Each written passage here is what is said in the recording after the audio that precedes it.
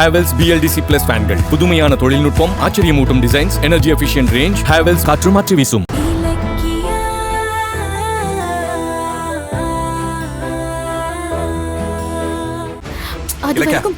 செய்யறத செஞ்சுக்கோ. ஆனா அதெல்லாம் அந்த ஆளுக்கு பத்தவே பத்தாது. எங்க அப்பாவை தேடி கண்டுபிடிச்சு அவன் முன்னாடி நிறுத்தி பாரு எங்க அப்பாவனு பதிலடி கொடுப்பேன். கொடுத்தே தீருவேன். அதோட என் அம்மாவுக்கு பண்ண துரோகத்துக்காக என் அப்பாவையும் நான் தண்டிப்பேன். இது நிச்சயம் நடக்கும்.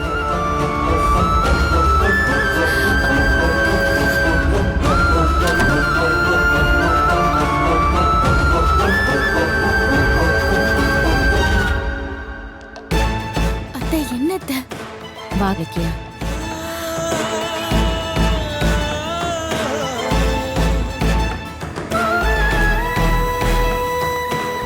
அத்தை, என்ன விஷயம்னு சொல்லுங்க.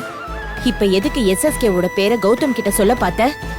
நான் மட்டும் இல்லனா எஸ்எஸ்கே தான் கௌதமோட அப்பான்னு அந்த ரகசியத்தை போட்டு உடைச்சிருப்ப போல இருக்கு. என்னாச்சு இலக்கியா? பைத்தியம் பிடிச்சிருச்சா உனக்கு? பின்ன வேற என்ன பண்ண சொல்றீங்க? தன்னோட அப்பா யாருன்னு தெரியாம அவமானப்பட்டு வேதனையில நிக்கிற கௌதம அப்படியே விட்டுற சொல்றீங்களா? பாத்தீங்கல்ல கௌதம் எப்படி துடிச்சு போனாருன்னு.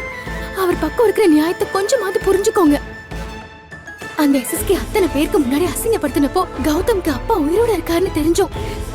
அது யாருன்னு சொல்ல தெரியாம தவிச்சிருக்காரு. நீங்களும் உண்மையை சொல்ல மாட்டேங்கிறீங்க, என்னையும் உண்மையை சொல்ல விட மாட்டேங்கிறீங்க. பாவம் கௌதம், அவர் என்னதான் பண்ணுவாரு? அதுக்காக எஸ்எஸ்கே பேரை சொல்ல போறியா? அதுக்கப்புறம் என்ன நடக்கும்னு தெரியுமா? என்னவோ நடந்துட்டு போகுது. ஆனா கௌதமோட அப்பா யாருங்கிறது எனக்கு தெரிஞ்சோம் நான் மறைச்சிட்டு இருக்கேன்னா அது நான் கௌதம்க்கு செய்யற துரோகம். சொன்னா புரிஞ்சுக்கோங்க அத்தை. கௌதம் கிட்ட போய் சொல்லிட்டு இருக்கோமேனு அதை நினைச்சு தினம் தினம் நான் தவிச்சிட்டு இருக்கேன். ஒருவேளை என்னைக்காவது ஒரு நாள் அவருக்கு எல்லா உண்மையும் தெரிஞ்சு நான் இவ்வளவு நாள் போய் சொல்லிட்டு இருக்கேன்னு கண்டுபிடிச்சா அவர் என்னை பத்தி என்ன நினைப்பாரு? என்ன வெறுத்துட மாட்டாரா? இலக்கியா, நான் என்ன சொல்ல வரேனா? சாரி அத்தை, நீங்க என்ன சொன்னாலும் நான் கேட்க போறது இல்ல. நான் கௌதம் கிட்ட சொல்ல போன உண்மைய நீங்க இப்ப வேணா தடுத்திருக்கலாம். ஆனா நிச்சயமா கௌதம் கிட்ட நான் அதை சொல்லதான் போறேன். அவருக்கு அந்த உண்மை தெரிஞ்சாதான் எல்லாருக்கும் நல்லது. என்ன மன்னிச்சிருங்க அத்தை. இலக்கியா, நான் சொல்றது உனக்கு புரியவே இல்லையா? கௌதம் இப்ப அழுது கஷ்டப்படுறது மட்டும்தான் உனக்கு தெரியுதா? அவன் வாழ்க்கை பூரா கஷ்டப்படக்கூடாதுன்னு நான் துடிக்கிறது உன் கண்ணுக்கு தெரியலையா? சரி போ, போய் சொல்லு. அந்த கேடு கெட்ட எஸ்எஸ்கே தான் கௌதமோட அப்பான்னு போய் சொல்லு. அத கேட்டதும் கௌதம் அப்படியே சந்தோஷத்துல துள்ளி குதிப்பான். அத பார்த்து நல்லா ரசி போ. இப்ப அப்பா பேர் யாருன்னு தெரியாம வருத்தப்படுற கௌதம் அந்த கொலகார எஸ்எஸ்கே தான் தன்னோட அப்பான்னு தெரிஞ்சா இன்னும் வேதனைப்படுவான். என்னமோ உண்மையை சொல்றேன்னு சொல்றியே, உண்மையை சொல்ற அளவுக்கு அந்த எஸ்எஸ்கே என்ன யோகியமானவனா? என்ன யோசிக்கிற? கௌதம் சொன்னதை பார்த்தல, அவனை அவமானப்படுத்தின எஸ்எஸ்கே சாகணும்னு சொல்றான். நீ போய் இப்போ உண்மை சொன்னா அவன் நேரா போய் நீதான் என் அம்மாவுக்கு துரோகம் பண்ணியான்னு கேட்டு அந்த ஆளை கொன்னே போட்டுருவான். அப்புறம் உன் புருஷன் மறுபடியும் ஜெயில தான் கிடக்கணும். இதெல்லாம் நடக்கணும்னு ஆசைப்படுறியா? இல்ல அத்தை, அப்படி இல்ல.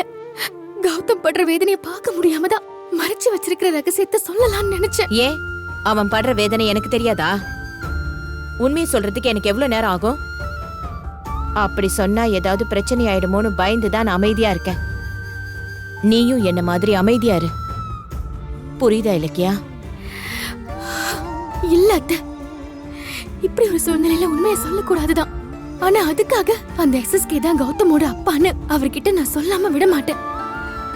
ஒரு நாள் எஸ்எஸ்கே பண்ற அநியாயத்துக்கெல்லாம் நான் முடிவு கட்டி அவரை ஒரு நல்ல மனுஷனா மாத்துவேன். அப்ப கௌதம் கிட்ட போய் எஸ்எஸ்கே தான் உங்க அப்பான்னு சொல்லுவேன். நிச்சயம் நான் சொல்லதான் அத்தை போறேன்.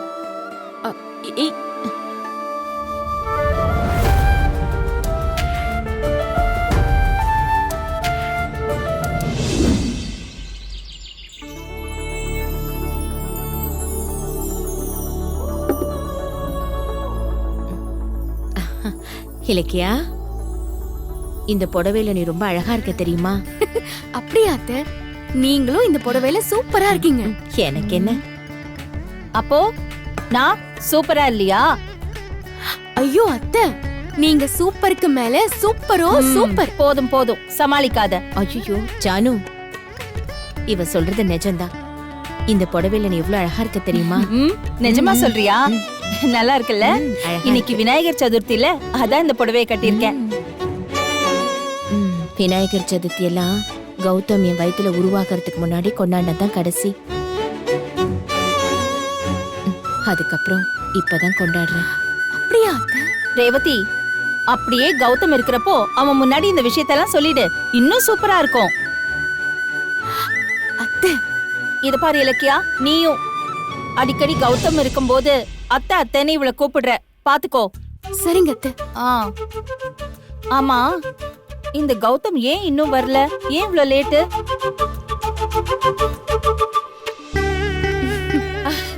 வந்துட்டான். வா கௌதம். ஓஹோ, விநாயகர் சூப்பரா இருக்காரு கௌதம். ஆமா இலக்கியா, சிலைய பாக்குறப்ப கும்பிடணும் போல இருக்குல்ல. செலக்ட் பண்ணது யாரு? என் பிள்ளையாச்சே, சும்மா ஏனோ தானோலாம் எடுத்துட்டு வர மாட்டான். ஆமா, ஏன்பா இவ்ளோ லேட்டு? நீங்க எல்லாரும் பாராட்டுற மாதிரி இருக்கணுங்கிறதுக்காகத்தான் இவ்வளவு நேரம் அலைஞ்சு தேடி புடிச்சு இந்த விநாயகர் சிலைய வாங்கிட்டு வந்தேன். அப்படியா? நல்லா இருக்கு. சரி, சிலைய வச்சுட்டு சீக்கிரம் போய் ரெடி ஆயிட்டு வாங்க. ஆமா ஆமா, பூஜைக்கு டைம் ஆகுது. கிளம்பி வரேன். வைப்பா வை. வை. இதோ வந்துடுறேன். சரி, கௌதம் வரத்துக்குள்ள பூஜைக்கான ஏற்பாடெல்லாம் பண்ணலாம் வாங்க. வேற என்ன ஏற்பாடு பண்ணணும்? ஐயோ அத்தை, இன்னும் மாவிளை தோரணம் ரெடி பண்ணல, சுண்டல் கொண்டு வந்து வைக்கல, பொரியல வெள்ளத்தை கலக்கல, இன்னும் வாங்கிட்டு வந்த விநாயகர் சிலைக்கு மாலையை போட்டு அலங்காரமும் பண்ணல, இன்னும் விளக்குல எண்ணெய் ஊத்தி தீ இரு இரு போடணும். இரு, என்ன நீ அப்படியே சொல்லிட்டே இருக்க? இவ்ளோ வேலை இருக்கா? பின்ன என்ன? சரி சரி, வாங்க. ஆ, வாங்க.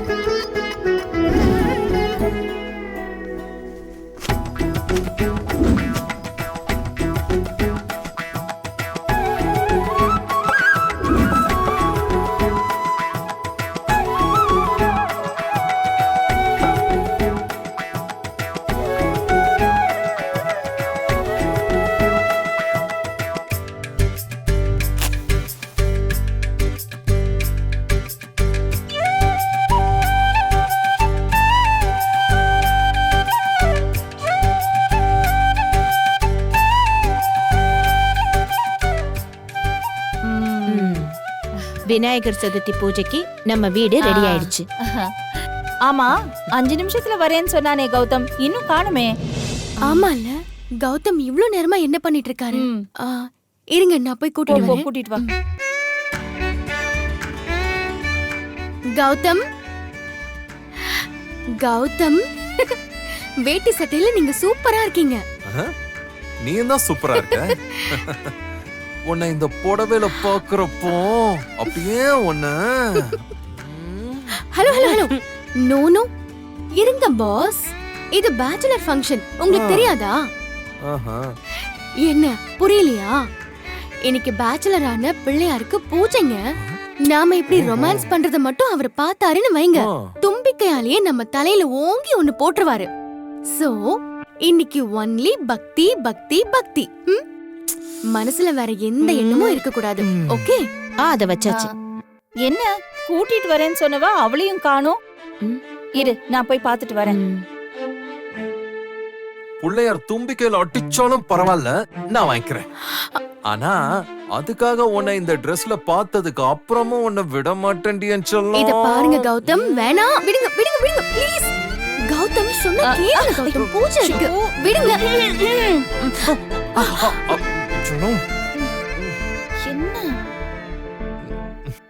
என்ன இலக்கியா, பூஜைக்கு கௌதம கூட்டிட்டு வரேன்னு சொன்ன, நீங்க என்ன பண்ணிட்டு இருக்க? அத்தை, அது அது சரி சரி, பூஜைக்கு எங்களோட சேர்ந்து பிள்ளையாரும் காத்துட்டு இருக்காரு, கொஞ்சம் சீக்கிரமா வரீங்களா? நீ போ. வாங்க. சொன்ன நீ கேட்டீங்களா? பாருங்க, அத்தை பாத்துட்டாங்க. இப்ப ஜானு பார்த்தா என்ன, சின்ன ஜெருசுங்க இப்படிதான் இருப்பாங்கன்னு உங்களுக்கு தெரியும். ஐயோ, உங்களை இப்படி சந்தோஷமா பார்த்து எத்தனை நாள் ஆச்சு. இந்த பூஜையில நீங்க கலந்துக்கணும்னு தான் பிள்ளையார் உங்களை SSKயோட சதியில இருந்து காப்பாத்திருக்காருன்னு நினைக்கிறேன். இன்னும் அங்க என்ன பண்றீங்க? அப்ப வெளியில வரீங்களா இல்ல நான் உள்ள வரவா? ஜானு டென்ஷன் ஆயிட்டாங்க, வா போலாம். வந்துட்டீங்களா? கௌதம், நீ வேட்டி சட்டையில ராஜா மாதிரி இருக்க. ஆமா ஆமா, என் கண்ணே பட்டுடும் போல இருக்கு.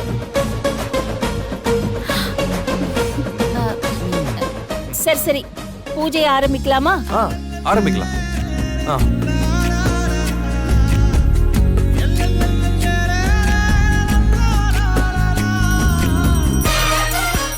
கௌதம்,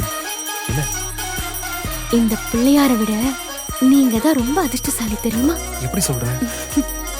கடவுள் விநாயகருக்கு ஒரு அம்மா தான், ஆனா உங்களுக்கு 2 அம்மா இருக்காங்கல்ல. பாருங்க, 2 அம்மாவும் உங்க கண் எதிரில இருக்காங்க. இந்த அதிர்ஷ்டம் உங்களை தவிர வேற யாருக்கு கிடைக்கும் சொல்லுங்க? சாமி கும்பிடுங்க.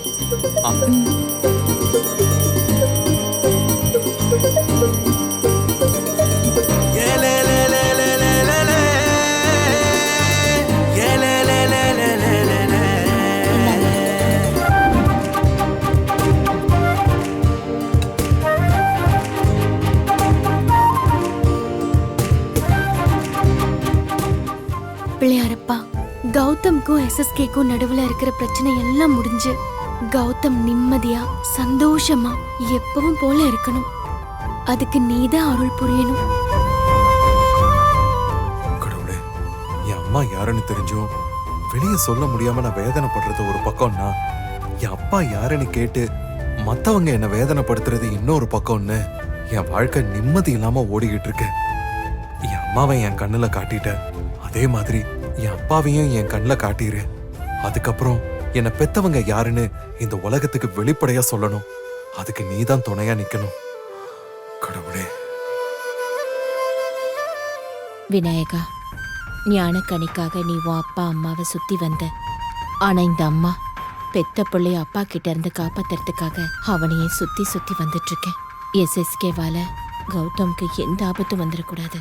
நீதான் கௌதம காப்பாத்தணும்.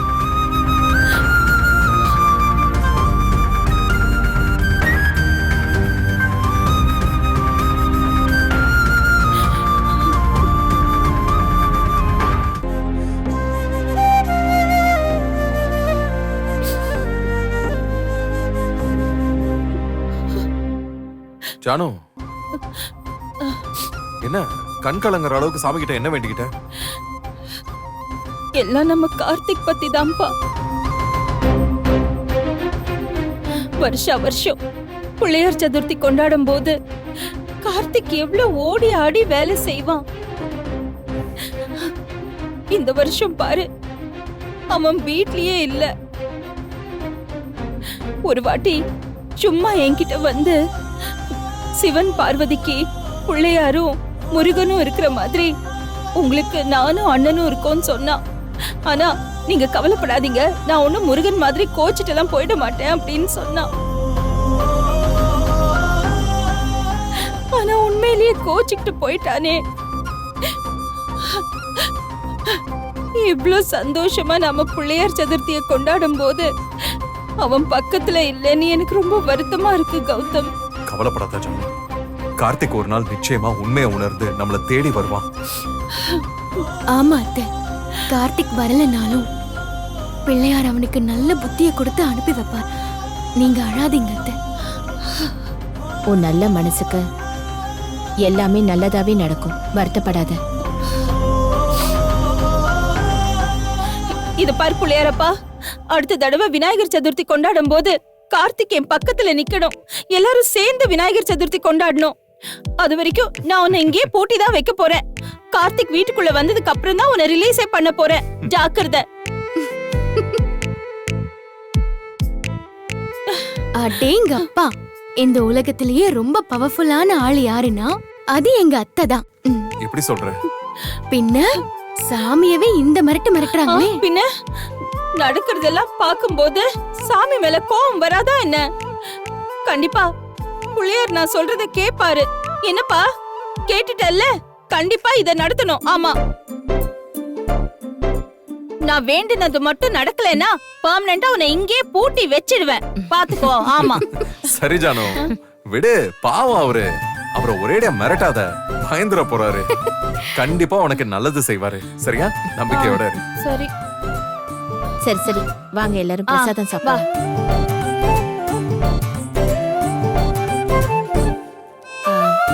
இந்தாங்க.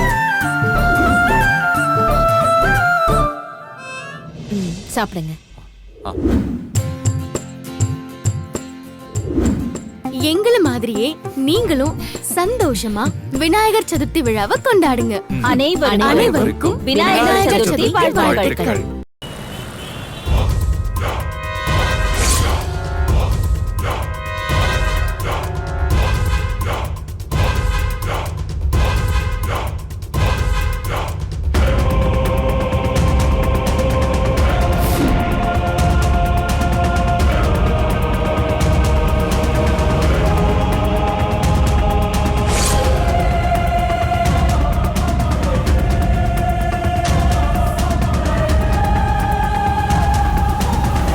கந்தசாமி வர சொல்லு.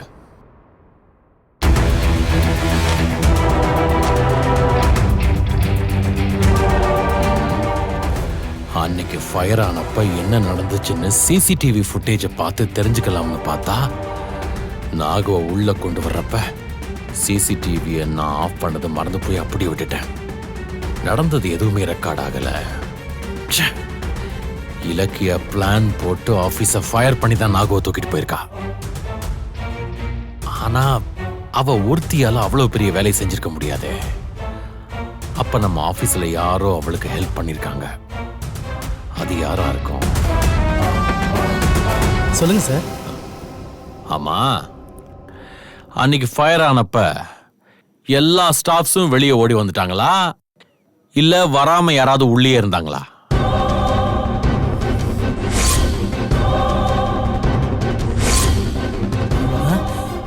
ஆமா சார், ஒரு லேடி இருந்தாங்க. லேடியா? யார் அது? Catering department Pushpa. ஏய், அவ போட்டோ இருக்கா? அப்ளிகேஷன் ஃபைல்ல இருக்கும் சார், எடுத்துட்டு வந்துடுறேன்.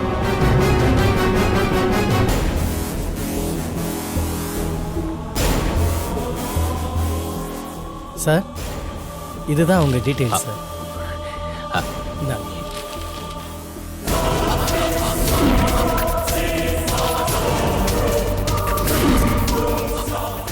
டேய், இவ ரேவதிடா. நீ புஷ்பாங்கற? ரேவதி? ஏய், ஆமாயா. சார், தெரியல சார். எப்படி அவளை என்ன கேட்காம வேலைக்கு சேர்த்த? சார், எனக்கு எதுவும் தெரியாது சார். இதுக்கு முன்னாடி வேலையில இருந்த கல்யாணி தான் இவங்களை வேலைக்கு சேர்த்து விட்டாங்க. நான் என்ன பேருன்னு கேட்டப்ப இவங்க புஷ்பான்னு தான் சொன்னாங்க சார். ச்சே, ஏமாந்துட்டயா. ரேவதி பிளான் பண்ணி பேரை மாத்தி சொல்லிட்டு உள்ள வந்திருக்காயா? சார், எதுக்கு அவங்க அப்படி பண்ணாங்க? ஏய், உனக்கு இன்னுமா புரியல? அன்னைக்கு ஆபீஸ்ல ஃபயர் ஆனதுக்கு இவளும் உடந்தையா இருந்திருக்கா. சார், டேய், சரி, இப்ப அவ எங்க? புஷ்பா ச்சே, ரேவதி 3 நாள் லீவு சார். ஓ, நினைச்ச காரியம் சக்சஸா முடிஞ்சதும் லீவ் போட்டாளா? கந்தசாமி சார், நீ ரேவதிக்கு போன் பண்ணி எதுவும் தெரியாத மாதிரி கேஷுவலா பேசி அவளை இங்க வர சொல்லு. Okay sir. போன் போடு, லவுட் ஸ்பீக்கர்ல போடு. சரிங்க சார். பண்ணு.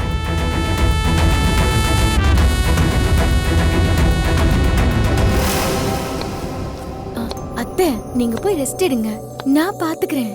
அதெல்லாம் ஒண்ணும் இல்ல இலக்கியா, நான் பாத்துக்கிறேன்.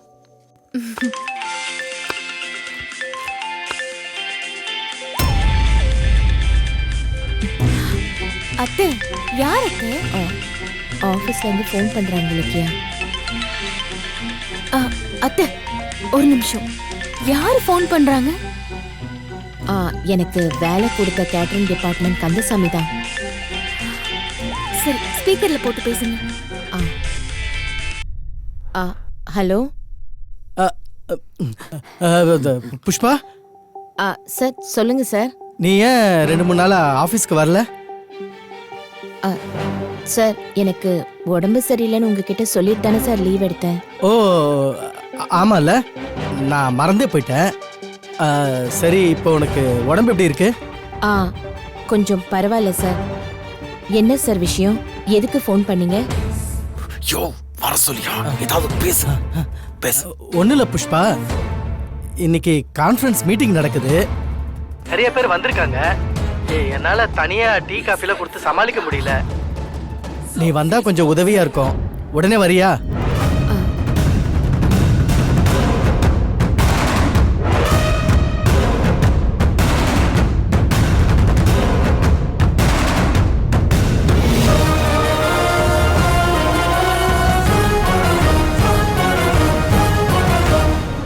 இந்த வீடியோ உங்களுக்கு பிடிச்சிருந்தா லைக் பண்ணுங்க, கமெண்ட் பண்ணுங்க அண்ட் ஷேர் பண்ணுங்க. மறக்காம சரிகமா டிவி ஷோஸ் தமிழை சப்ஸ்கிரைப் பண்ணுங்க.